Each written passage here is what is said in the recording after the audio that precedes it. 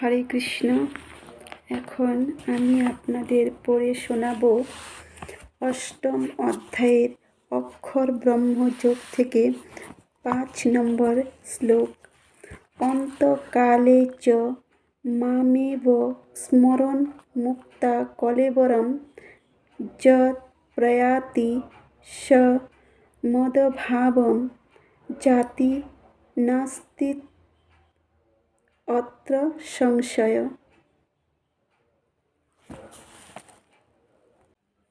এখন অনুবাদ। মৃত্যুর সময়ে যদি আমাকে স্মরণ করে দেহত্যাগ করেন, তিনি তৎক্ষণাৎ আমার ভাবই প্রাপ্ত হন, এই বিষয়ে কোনো সন্দেহ নেই।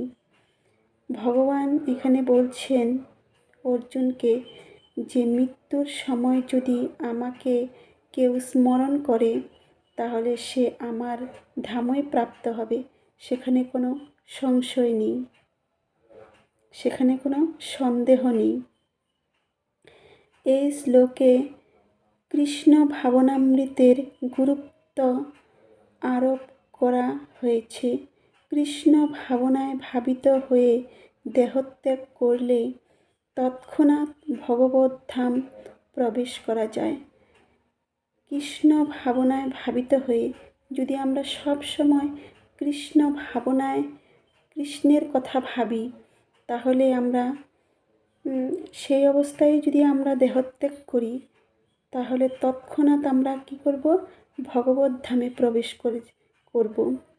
পরমেশ্বর ভগবান সকল শুদ্ধ সত্তার মধ্যে শুদ্ধতম। পরমেশ্বর ভগবান সকল শুদ্ধ সত্তার মধ্যে শুদ্ধতম।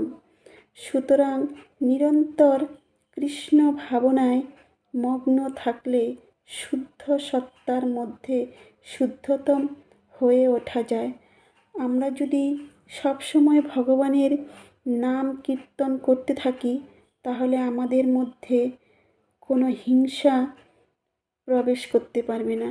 তখন আমরা সবসময় শুদ্ধ থাকব, কারো প্রতি হিংসা আসবে না, কারো নিন্দা করা আসবে না, তখন আমরা শুদ্ধ হয়ে যাব।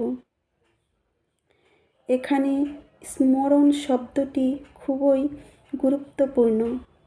স্মরণ, ভগবানের যে স্মরণ, এটা খুবই গুরুত্বপূর্ণ।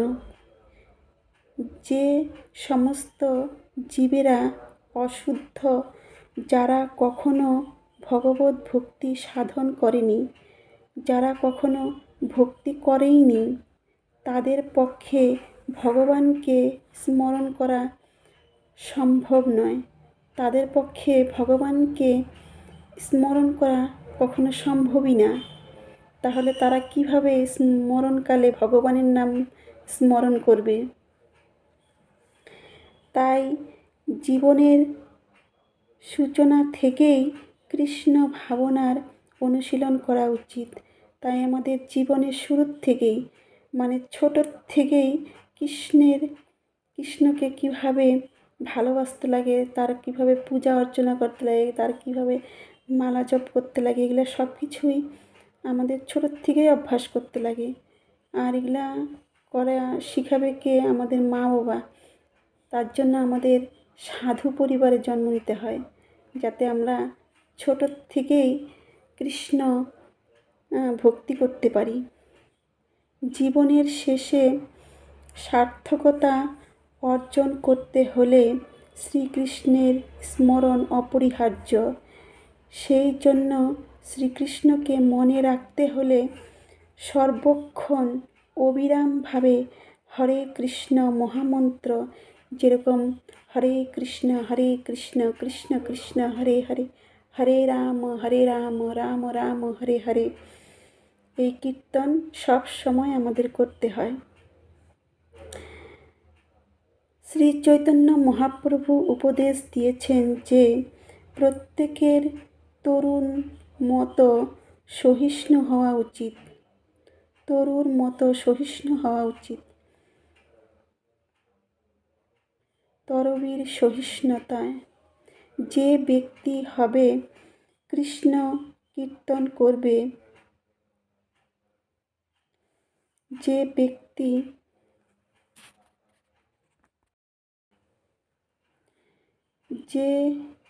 ব্যক্তি হরে কৃষ্ণ কীর্তন করবে তার অনেক রকম বাধা বিঘ্ন আসবে না। যে সবসময় ভগবানের নাম করবে তার কোনো রকম বাধা বিঘ্ন আসবে না। তা সত্ত্বেও এই সমস্ত বাধা বিঘ্নগুলিকে সহ্য করে তাকে অনবরত হরে কৃষ্ণ কৃষ্ণ কৃষ্ণ হরে হরে, হরে রাম রাম রাম হরে হরে কীর্তন করে যেতে হবে, যাতে জীবনের অন্তিম কালে তিনি কৃষ্ণ ভাবনামৃতের পূর্ণ সুফল লাভ করতে পারেন। যদি বাধা বিঘ্ন আসেও আমাদের, তবুও হরে কৃষ্ণ কৃষ্ণ কৃষ্ণ হরে হরে, হরে রাম রাম রাম হরে হরে এই মহামন্ত্র বলেই যেতে হবে।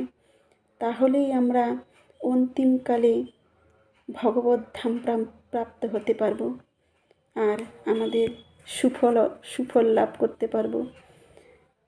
তো এই অধ্যায়ের অক্ষর ব্রহ্মযোগের 5 নম্বর শ্লোক আপনাদের কেমন লাগলো আপনারা কমেন্ট করে জানাবেন, আর ভালো লাগলে লাইক করবেন, শেয়ার করবেন। হরে কৃষ্ণ। আবার একটি নতুন ভিডিও নিয়ে আবার আসবো।